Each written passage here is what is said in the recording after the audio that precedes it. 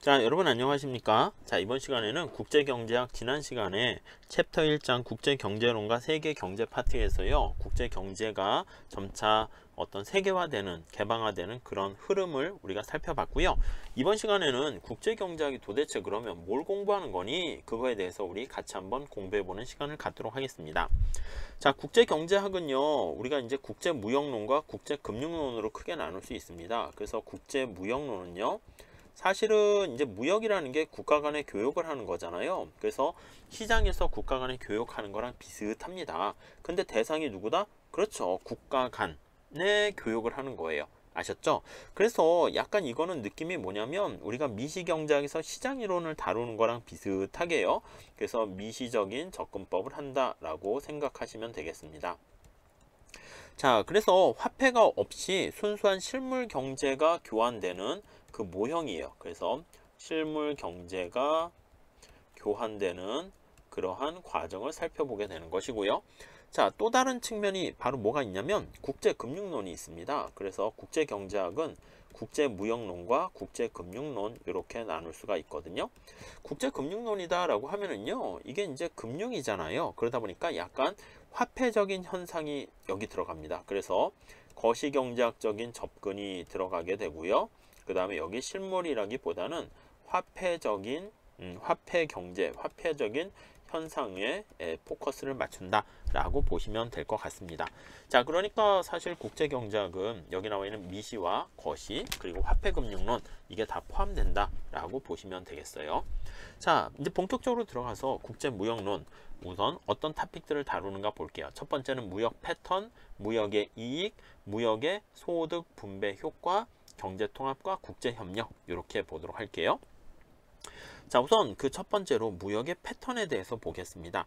자, 우리가 시장에서 물건을 생산 공급하는 사람과 소비하는 사람 뭘로 결정됩니까? 라고 하면 거래 비용이라는 걸 가지고 우리가 얘기하는 거랑 똑같습니다. 어떤 국가가 어떤 상품을 수출할 것인가, 수출하는 거는요 세계 시장에다가 물건을 공급하는 겁니다. 그래서 어떤 국가가 수출국이 되고 그리고 어떤 상품을 수출품으로 할 것인가 그걸 결정하는 거, 그걸 우리가 살펴볼 겁니다. 기본적인 이론의 출발점은 바로 뭐냐면 내가 상대보다 더 잘하는 거에 우위가 있다 라고 해서 경쟁 우위, 비교 우위론 이걸 가지고 얘기합니다. 그래서 상대적으로 더 생산할 때 기회비용이 더 싸게 먹히는 경우, 그렇죠. 그럼 내가 더 우위에 있는 거니까 기회비용이 이거 나중에 할 겁니다. 더 작은 내 상품에 대해서 비교 우위가 있다라고 볼 수 있습니다. 그래서 비교 우위론일 때는 상대적으로 더 잘할 수 있고 더 못할 수 있고 이렇기 때문에 어쩔 수 없이 둘 다 모든 상품에 대해서 비교 우위는 있을 수가 없게 돼요. 자, 이 비교 우위를 중심으로 한 모형이 리카르도 모형이다 라고 보시면 될 것 같습니다. 네, 이렇게 보시면 되겠고요. 자, 그 다음에 노동의 생산성 가지고 얘기하는데 리카르도 모형은 그러니까 위에 기회비용 그거를 노동 생산성 가지고 얘기를 하게 되는데요.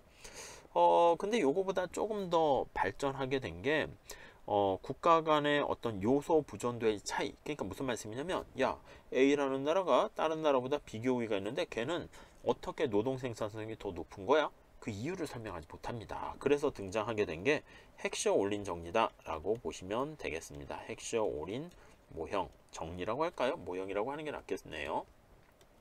헥셔 올린 모형 이렇게 할게요.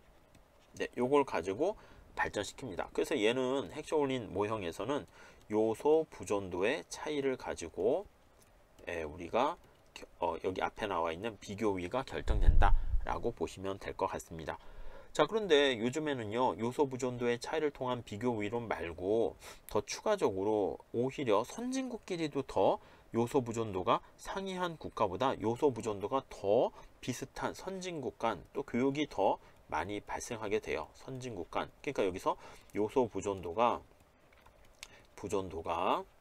유사함에도 유사한데 교역이 확대된다 라는 그 측면에서 네, 국제무역을 더 발전시켜서 보게 됩니다. 그 이유는요 뭐 다른 여러 가지 이유들이 있는데 어떻게 요소 가격이 비슷한데도 확대되지? 뭐 우선 첫 번째는 생산 측면에서 뭐 규모의 경제 이런 것들 볼 거고요. 아니면 또 제품의 차별화, 제품 차별화 요거를 가지고 살펴보기도 할 거고요. 아니면 이거 생산 측면 말고요. 이건 약간 산업 내의 공급 측면이다 라고 생각하시면 되겠고, 수요 측면도 요인이 있습니다. 그게 바로 소비자들이 수요가 다양성에 대한 선호가 다양한 겁니다. 그래서 다양한 어떤 프리퍼런스 차이 때문에 여기 나와 있는 것처럼 수출과 수입이 결정된다 라고 보시면 되겠습니다. 자, 이게 이제 무역의 패턴과 관련된 얘기가 되겠습니다. 다음에 무역의 이익 한번 볼게요. 우리가 어떤 무역 이론에서 가장 중요한 것은 뭐냐면, 자급자족하는 아타키 상황보다 자국이 효율적으로 모든 걸 다 하는 것보다 수출과 수입을 통해 가지고요, 어느 한 나라가 아니라 둘 다 이익, 상호 이익을 얻을 수 있다라는 것입니다. 그래서 생산성이 낮거나, 그래서 또 자원이 거의 없거나 그런 국가도요, 오히려 수출을 할 수가 있고 무역에서 이익을 얻을 수 있다. 그래서 두 나라 간의 자유무역을 통해서요, 그래서 교환을 통해서 윈윈 상호 이득을 얻을 수 있다. 상호 이득이라는 표현을 많이 쓰죠. 상호 이득을 얻을 수 있다 라는 거 살펴보시면 되겠습니다. 그리고 이러한 국가 간의 개방을 확대하게 되면 그게 바로 자유무역이 모든 국가 이익을 확대한다라는 거, 그러한 믿음과 신뢰를 통해 가지고요, 2차 세계대전 이후에 아시아의 많은 나라들이 또 성장하게 된 것도 바로 이 무역의 이익이 존재하기 때문이 아닌가, 그렇게 얘기할 수 있겠습니다. 자, 그 다음에요. 근데 자유무역은 국가 전체의 이익을 줍니다. 그런데 모든 국민들이 다 행복해지는 건 아닙니다. 그래서 예를 들면 우리나라가 미국하고요, FTA를 체결한다고 합시다. FTA를 체결을 해요. 그러면 우리나라는 기본적으로 승자가 되고 미국도 승자가 됩니다. 둘 다 윈윈 상호 이득을 얻는다고 했는데, 대한민국에 있는 FTA를 체결했을 때 모든 사람이 이득이 아니라, 예를 들면 농부 같은 경우 있잖아요. 쌀 공급 때문에 오히려 마이너스 손실을 보게 됩니다. 물론 자동차를 생산하는 현대자동차나 이런 데는 물건을 생산 공급할 수 있는 여지가 더 많아지게 되는 거니까 이익을 보는 집단이 된다라고 생각하시면 돼요. 자, 그런데 이 자유무역을 했을 때 얻게 된 이득은 모든 국민이 다 행복해지는 건 아니고요. 여기 발생하는 그 이득이 여기는 발생하는 손실보다 더 크기 때문에 전제 조건이 뭐예요? 이득 받은 사람이 손실 본 사람을 이렇게 보상을 했을 때 이득이 된다라는 것을 얘기합니다. 그래서 손해보다 이득이 더 크다라는 그 보상의 원리를 고려하는 것이다 라고 보시면 될 것 같고요. 물론 이 보상은 잠재적인 보상이기 때문에 현실에서는 제대로 보상이 안 되면 여기 나와 있는 이득을 얻는 집단과 손해를 보는 집단 간에 어떠한 갈등이 발생한다 라고 보시면 되겠습니다. 자, 그 다음에 이제 또 하나는 무역 정책이라는 거 하나 또 있습니다. 여기 하나 더 넣을 걸 그랬네요. 여기 네 번째를 차라리 넣도록 할게요. 무역 정책. 자, 우리가 지금 살펴본 것처럼 국가 간의 무역이 활성화되면 모두 혜택을 보게 되는 건데, 현실에서는 무역에 대해서 제한을 둡니다. 무역에 대한 제한, 장벽을 둡니다. 그래서 대표적인 무역에 대한 제한이 관세가 있고요. 아니면 수량 할당, 쿼터라고 하죠. 할당이라는 제한을 두기도 하고요. 뭐 다양한 수단들이 있는데, 이러한 관세라든가 수량 할당의 경제적 효과는 어떤 차이가 있는가? 그리고 무역을 통해서 제한을 하게 되는 가장 큰 이유는 자국 산업을 보호하기 위한 하나의 구제 수단으로 사용하게 되는데, 이러한 것을 우리가 보호무역이라고 하죠. 근데 보호무역보다는 장기적으로 봤을 때는 자유무역이 훨씬 더 최선이다라는 것을 우리는 살펴보게 될 겁니다. 자, 그 다음에 이거 다섯 번째로 할게요. 다섯 번째로 경제통합과 국제협력, 이런 거에 대해서도 우리가 관심을 갖고 봅니다. 그래서 국가 간의 교육을 활성화했으면 좋겠는데 현실에서는 좀 그렇지 않은 경우가 있습니다. 그래서 2차 세계대전 이후에 뭐 가트라든가 아니면 WTO라는 1995년도에 생겼죠. 아니면 FTA라든가 이런 자유무역 협정에 대해서 우리가 살펴보게 될 겁니다. 자, 그래서 이렇게 국제무역과 관련해 가지고는요, 지금 살펴본 것처럼 첫 번째 관심사가 무역의 패턴, 무역의 이익, 그 다음에 무역을 통한 소득분배 효과, 그 다음 무역 정책, 그 다음에 경제통합과 국제협력, 이런 것들이 관심사다라고 보시면 되겠습니다. 자, 다음 국제금융론은 어떤 게 관심사인가라고 보면은요, 주로 이제 국제수지가 이제 우리의 첫 번째 관심사가 되겠습니다. 국제수지라 하면은 환율과 함께 어떤 국가의 대외 거래 현상을 파악하는 중요한 지표가 됩니다. 그래서 뭐 자본 수지와 그리고 경상 수지 뭐 이런 것들 얘기를 하게 됩니다. 그래서 어떤 국가 간의 대외 거래에 대한 대외 거래 현황을 파악하는 데 사용되는 중요한 지표다. 요거 우리가 살펴보게 될 것이고요. 자, 그 다음 우리의 관심사가 되는 것은 환율입니다. 환율이라는 것은 우리나라 원화와 달러의 어떤 교환 비율이다 라고 생각하시면 될 거예요. 아시겠지만 우리나라 원화가 달러를 1원짜리 1000개를 주면 1달러를 우리가 얻게 된다라고 하면요, 이 두 개의 가치는 등가의 가치를 갖게 되는 것이고요. 그러면 1달러 얻기 위해선 1원짜리를 1000개 줘야 한다라는 어떤 자국 화폐와 외화 간의 교환 비율을 나타냅니다.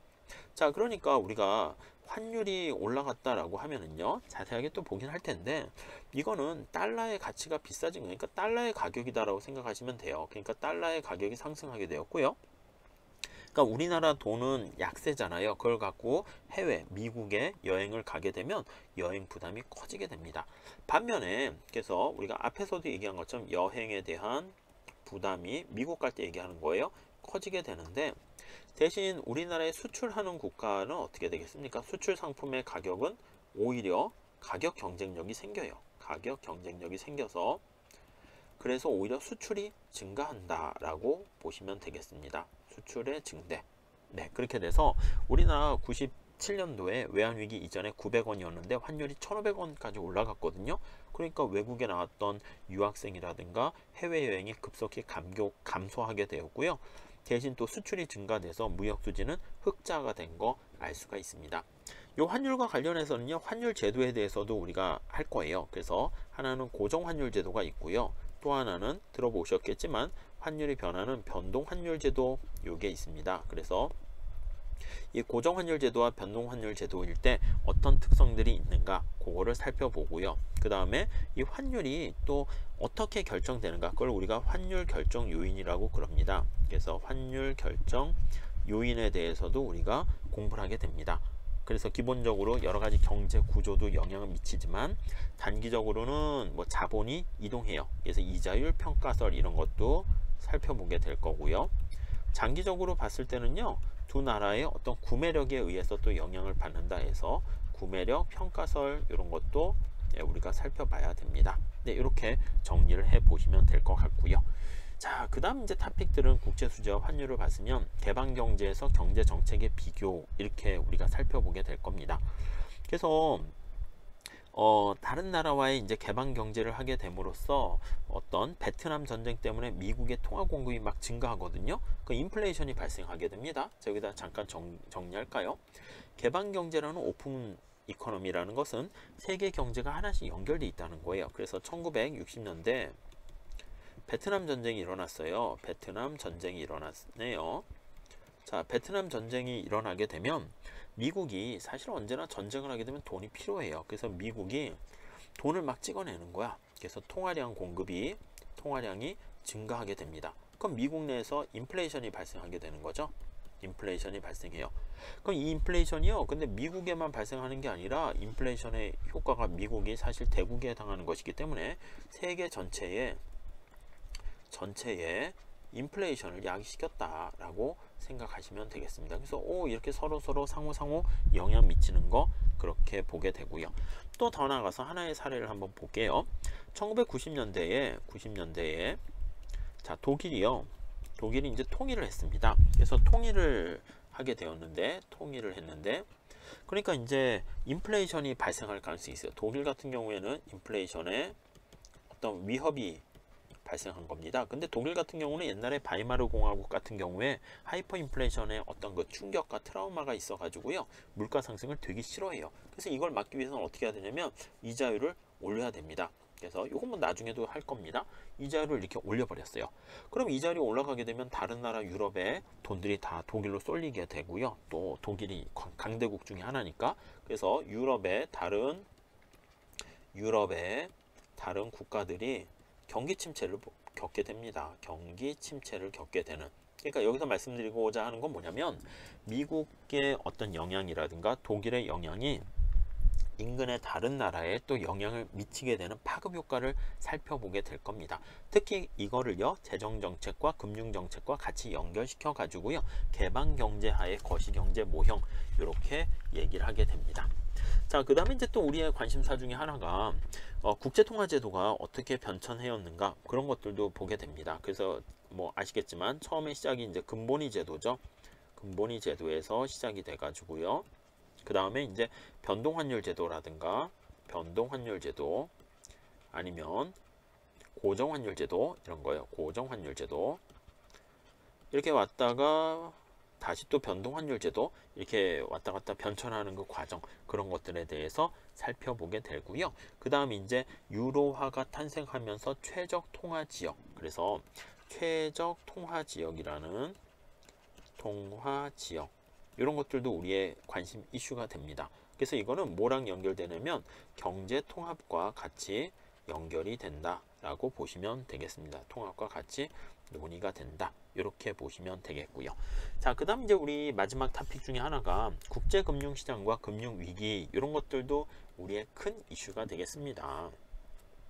세계 경제가 하나로 이렇게 묶여 있기 때문에 80년대 남미의 외채 위기가 있었고요. 남미의 뭐 어떤 외채 위기가 80년대에 있었고, 그 다음에 94년도에 멕시코 또 위기, 멕시코가 또 금융 위기를 겪게 됩니다. 94년도에 있었고요. 그 다음 이제 97년에는 이제 한국이라든가 동아시아 국가들이 96년, 97년 위기를 겪게 됩니다. 96년 후반이니까 97년이라고 보통 얘기도 많이 하죠. 그래서 한국을 비롯한 아시아의 어떤 위기, 이렇게 외환 위기, 이런 것들이 있습니다. 자, 근데 이러한 위기들이 전부 다 서로 다른 나라에 영향을 미친다는 겁니다. 그래서 이러한 위기들이 어떤 영향을 미치는가? 그래서 국가 간의